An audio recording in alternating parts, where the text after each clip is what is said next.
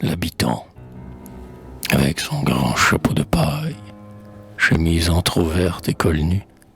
On le voit, sans fin, qui travaille, aussitôt le matin venu. Le soleil fait, sous la flanelle, plus vite son sang bouillonner. Et lorsque sa femme l'appelle, au bout de l'enclos, pour dîner, il ne fait pas la fine bouche, il n'affecte pas d'air sournois, comme un délicat qui effarouche le gros lard ou la soupe au pois. Il n'a pas qu'à tenir la plume.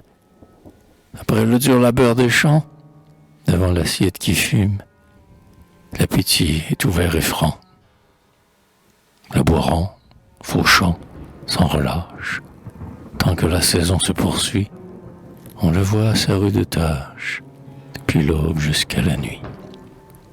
Et quand les récoltes sont faites, un beau jour, bien endimanché, il part sur sa grande charrette vendre ses produits au marché.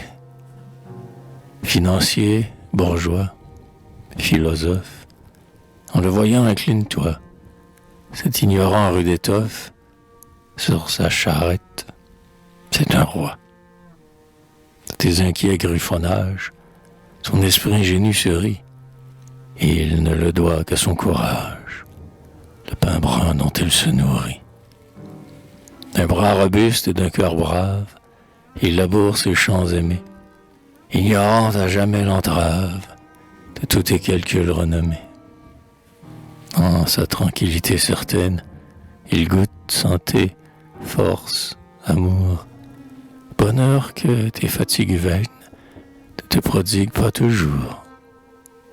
Par les tombeaux du cimetière qui tiennent encore au foyer, son cœur s'enracine à la terre, comme l'orme ou le coudrier.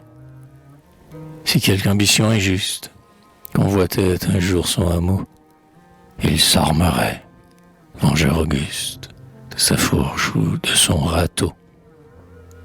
Et, comme aux époques passées, faisait l'aïeul vaillant et fort, pour sa tendresse menacée, il lutterait jusqu'à la mort. Cet ignorant, pour son village, sa maisonnette et son verger, n'a pas qu'un amour de passage, conventionnel et léger.